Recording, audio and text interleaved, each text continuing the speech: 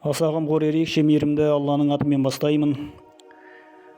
Пайғамбарымыз Мұхаммед саллаллаху алейхи вассалам және сахабалардың салған сара жолынан қысқаша үзінді айтпақшымыз.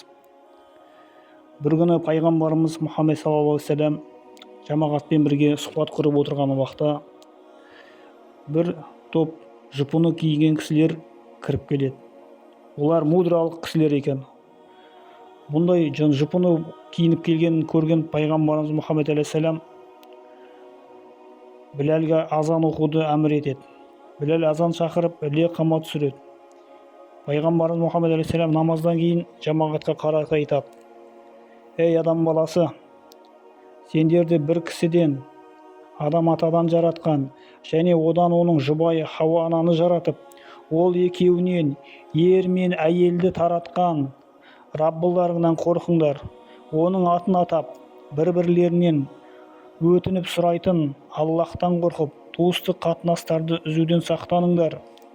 Күдіксіз Аллах Тағала әрдайым істеген істеріңнің бәрін толық көріп, бақылап тұрады. Ей мүминдер, Алладан қорқыңдар. Әркім ертеңі ақырет үшін не дайындағанына қарасын. Аллахтың азабына ұшыраудан сақтаныңдар. Күдіксіз Алла не істегендеріңді толық біледі» деген аятты оқиды. Содан соң пайғамбарымыз Мұхаммед алейхиссалам айтады: «Әркім мүмкіндігіне қарай динар, дирхам, киім, бидай, құрма, тіпті жарты құрма болса да берсін» деп айтады. Құрмаларын көтеріп әкелуге әлі келмеген бір ансарлы сахаба оның орнына бір табақ ақша келеді. Мұны көрген өзгелер де көп ұзамай қолында барын біртіндеп әкеле бастайды. Алла жолында жиналған азық-түлік пен киім-кешек бір төбе болады.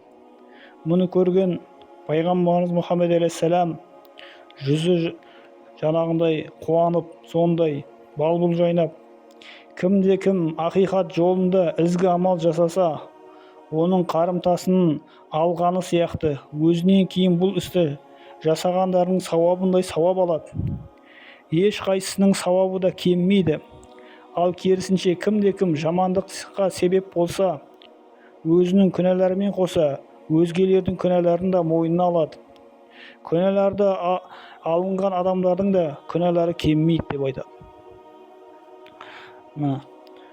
Тағы да бір оқиғаны келтіреді. Омар радиаллаху айтуы бойынша, күндердің бір күнінде дейді, әлде бір бәдәуи, яғни сыртта жүретін бәдәуи деп сыртта жүретін арабтарды айтады.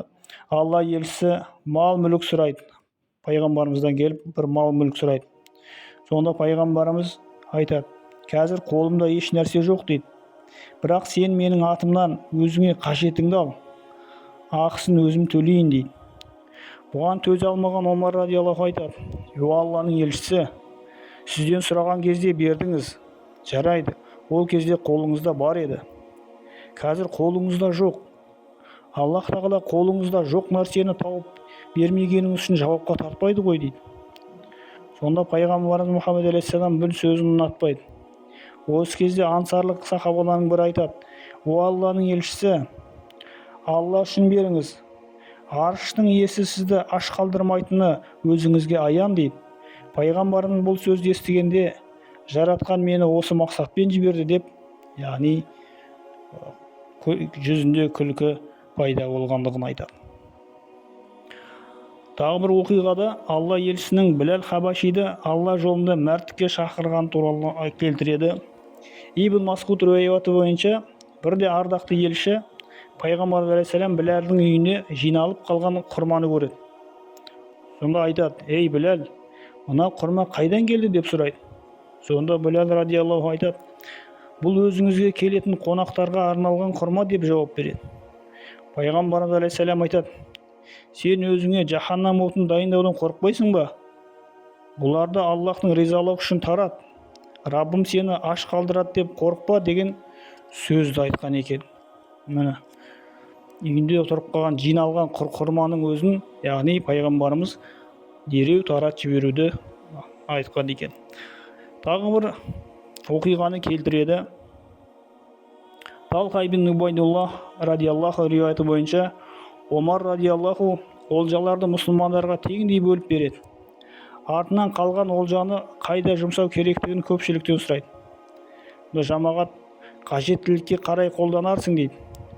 Омар радиаллаху бір шетте үнсіз тұрған Алиге айтады: ей Әбу Хасан, сен бұған қалай қарайсың дейді. Сонда Али радиаллаху айтады: көпшілік айтты ғой, мен не дейін деп жауап береді. Жоқ, сен пікіріңді жасырмай айт, не ойыңды айт дейді Омар радиаллаху. Сонда Али айтады: Аллах тағала бұл мал мүліктің қалай бөлінетінін айтып кеткен. Сонан соң пайғамбарымыз алейхиссалам Бахрейннен келген олжаны кеш батқанша үлестіріп үлгермегенін, содан мазасызданып түні бойы мешітте құлшылық жасағанын, алайда олжаны түгел үлестірген соң ғана өзін жеңіл сезініп, жатқандығы туралы соны айтып береді. Сонда Омар радиаллаху Алиге: бұл олжаларды сен таратуың керек деп, Хазіреті Талха Алиға қалған олжаны таратып шықты. Маған осыдан 800 дирхам үлес тиді деп осы нәрсені айтқан екен. Тағы да оқиғаны келтіреді Умму Сәлма радиаллаху. Умму Сәлма анамыздың айтуынша, бірде Алла елшісі көңілсіз жүргенін байқап қалады. Умму Сәлма айтады: Алла елшісіне ауырып жүрмекен деп уайымдадым дейді. О Алланың елшісі, мазаңыз болмай тұр ғой дейді. Сонда пайғамбарымыз айтады: таң атқанша жастығымның астында жатқан мына 7 динар үшін жаным жай таппай тұрғаны сондай деп уайыммен өткізгендігін, уайымдап соны түнімен ұйықтамаған туралы айтады. Сонда басқа бір риуаятта айтады: бізге келген ақшаларды дер кезінде таратпадық деп осы нәрсеге бола уайымдап жаңағыдай түнімен ұйықтамаған туралы айтады. Хазіреті Османның бір оқиғасын келтіреді. Хасан Басриден риуаят бойынша, біреу Осман радиаллахуға келіп айтады: ей мал мүлік иелері, сендер бүкіл сауапты аласыңдар, садақа үлестіріп құлдарға азаттық алып бересіңдер, қажылыққа барасыңдар және Алла жолында мал мүлік жұмсайсыңдар. Осман радиаллаху айтады: сендер де бізге тамсана қарайсыңдар, солай емес пе дейді. Сонда әлгі адам айтады: арасында біз сендерге тамсана қараймыз дегенде, Осман радиаллаху айтады: уаллахи, Аллахтың атымен ант етейін, өзі зәру бола тұра Алла жолында жұмсаған адамның бір дирхамы бай қуатты молшылық заманда берген адамның 10.000 дирхамынан артық деп айтқандығын жеткізеді. Али радиаллаху да бір оқиғаны келтіреді. Абдуллах ибн Мұхаммед радиаллаху риуаяты бойынша, бірде қайыр тілеп жүрген біреу мүминдердің әміршісі Хазірет Алидің есігін қағады. Али радиаллаху: Хасанды немесе Хусейнді анаңа 6 дирхам берген едім, соның бірін алып кел деп жұмсайды. Хасан әлде Хусейн қайсысы екені белгісіз қайтып келіп айтады: анам оған ұн алмақшы дейді. Да Али радиаллаху айтады: мүмин Аллахтың жолында жұмсамай қолында сақталған артық көрсе, онда оның иманы толық болмағаны деп әлгі дирхамның барлығын алып келуін әмір етеді. Сөйтіп Хазіреті Фатима анамыз 6 дирхамды баласынан беріп жібереді. Али радиаллаху бұл қаражатты қайыршының қолына ұстатады. Сол арада түйесін сатпақ болған бір адам келіп қалады. Али радиаллаху айтады: түйенің бағасын сұрайды. Сонда сатушы айтады: 140 дирхам дейді. Соны Али радиаллаху саудаласып жатпастан: түйеңді маған қалдырып кет, ақшасын кейін берем деп түйені алып қалады. Осы кезде түйе сатып алғысы келген басқа біреу келеді. Бұл кімнің түйесі дейді. Сонда Али айтады: менің түйем дейді. Түйеңді маған сатасың ба дейді. Сонда Али айтады: сатамын дейді. Қанша сұрайсың дейді. Али айтады: 200 дирхам дейді. Сатып алушы екі сөзге келмей айтқан бағасына келісе кетеді де Хазірет Алидан алғашқы түйенің иесіне қарызын, яғни 140 дирхамын қайтарып береді. Қалған 60 дирхамды Фатима анамызға алып келгенде, ол: бұларды қайдан алдың дейді, таңданып. Сонда Али радиаллаху айтады: бұл Аллахтың өзінің, яғни Алла өзінің елшісі арқылы бізге уәде еткен сыйы ғой. Сонымен қатар кім Алла тағала жолында бір жақсылық амалмен келетін болса, оған жасаған амалының 10 есесі беріледі деген Құранның аятын оқып береді екен. Міне бір Алла жолында жасаған берген бір садақасы 10 есе болып қайтқандығын жеткізеді. Және тағы бір оқиғаны келтіреді. Хазіреті Айша анамыздан Абдулла ибн Зубайр риуайты бойынша айтады, Хазіреті Айша мен әпкесі Әсма сол сияқты жомарт әйел затын көрмедім дейді. Олардың жомарттығы бірінен ерекше еді дейді. Айша радиаллаху біртіндеп жинайтын, сонымен пақырларға таратып, ал Асма радиаллаху ертеңгі күнім қалай болады деп ойланып толғанып жатпастан қолындағысын сол сәтте мұқтаждарға тарап жіберетін болғандығын айтады. Ибн Омардың күңін азат ету туралы бір оқиғаны келтіреді. Ибн Омар радиаллаху риуаяты бойынша сүйген нәрселеріңді дүние мүлік, күш, қуат, ақыл, білім Алла жолында жұмсамайынша шынайы түрде ізгілікке қол жеткізе алмайсыңдар деген нені жеткізеді. Деген аятты естігенімде Алланың берген нығметтерін көз алдыма елестеттім. Римдік Маржана есімді күңнің басқа маған ешкім ыстық көрінбеді. Маржана бүгіннен бастап Алла үшін азатсың деп оны еркіне жібердім. Егер де Алла үшін берілген мал мүлікті қайтарып алуға рұқсат болғанда, оны өзіме өмірлік жар етіп алар едім дейді. Хакимнің риуаятында мына екі мағлұматты кездестіруге болады. Ибн Омар бұл күңнің өзінің азат еткені құлы Нафимен үйлендіреді. Кейін олар үбірлі-шүбірлі отбасына айналады. Нафи Ибн Омардың баланы құшағына алып тұрып, бетінен сүйіп, анаңнан аумай қалыпсың дегенде куә болдым деп осы оқиғаны жеткізген екен. Тағы да Ибн Омардың Алла жолында жасаған жомарттығы туралы айтады. Нафиның риуаяты бойынша Ибн Омар мал мүліктің қайсысына көңілі құлай бастаса, оны сол сәтте Алла жолында жұмсайды. Ибн Омардың бұл қырын жақсы таныған құлдар намазын жібермей жамағатпен оқитын болды. Ибн Омар да олардың бұл ниетінің байқап азат ететін. Бір күні Ибн Омардың достары: «Әй Абу Абдурахман, құлдарың сені алдап жүр» деп күдік келтіргенде, Ибн Омар: «Кімде-кім бізді Алла үшін алдаса, біз қуана-қуана алдануға бармыз» деп айтқанын жеткізеді. Сол сияқты Абу Талқаның айрықша жақсы көрген құрма бағы болатын. Оны бір оқиғамен келтіреді. Хазіреті Анасының риуаяты бойынша Абу Талха ансарлардың арасында ең үлкен құрма бағы болатын. Алайда оның ішінде Байруха деп аталатын бақты өзгеше ұнататын. Құрма бағы мешіттің дәл қарсаңында еді. Кейде Алла елші сол баққа соғып, бұлақтан су ішетін.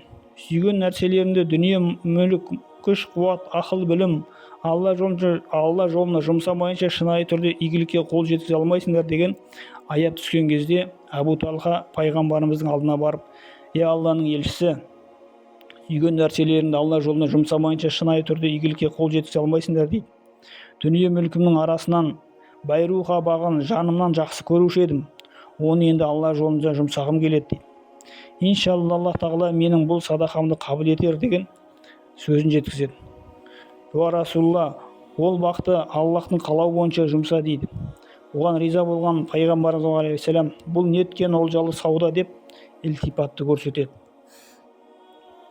Басқа риуаятта Алла елшісі Абу Талхаға айтады: «Ниетіңді құптаймын, алайда оны туыстарыңа таратқаның абзал» дейді. Абу Талха: «Жарайды, айтқаныңызды орындаймын» деп құрма бағын ағайын туыстарына теңдей бөліп бергендігін жеткізеді. Тағы да Абу Зардың ең жақсы көретін түйесін садақа беру туралы айтады. Абу Зар риуаяты бойынша дүние мүлікке мына үш нәрсе ортақ болады. Біріншісі тағдыр. Қандай да бір апат не өлім келгенде айырылып қалған мал мүлкің саған жақсылық немесе жамандық әкелетінін айтпайды. Яғни дүние мүліктің саған жақсылық не жамандық алып келетінен біле алмайсың. Екіншісі мұрагерің. Артыңдағы мұрагерлер сені қашан өледі екен деп дүние мүлкіңе ие болғанша асығады. Үшіншісі өзің. Сен осы бәсекелестеріңнің алдында қауқарсыздық танытпауға тырыс. Өйткені Раббымыз сүйген нәрселеріңді, дүние мал, күш, қуат, білімді Алла жолында жұмсамайынша шынайы түрде жақсылыққа қол жеткізе алмайсыңдар деген аятты оқып, қараңдар, бұл түйе менің ең жақсы көретін малым еді, мен оны Алла үшін садақа етемін деп айтқандығы туралы жеткізеді. Міне осындай сахабалардың жомарттығы, Алла жолында берген жаңағыдай хайырлары, міне бұл барша мұсылмандарға үлгі боларлық тәлім тәрбиесі туралы айтады. Сол секілді Абдурахман ибн Ауфтың мәрттігі туралы айтады. Алла елшісі, Алла жолында садақа беріңдер, өйткені әскерлерді майданға жібергелі жатырмын деген естіген Абдурахман, бұл уа Расулаллах, 4000 дирхам ақшам бар, 2000 дирхамды Алла жолында бердім, қалған 2000-ді бала шағама қалдырдым дегенде, пайғамбарымыз айтады, Аллах тағала сенің берген ақшаңды да, бала шағаңа да Аллах тағала берекесін берсін деп дұға жасады. Міне Аллах тағала осы дұғасы арқылы оған мал мүлкінде, бала шағасына да береке бергендігі туралы айтылады. Аллах тағала баршамызды шынайы мұсылмандардан, жомарт иелерден болуды нәсіп етсін.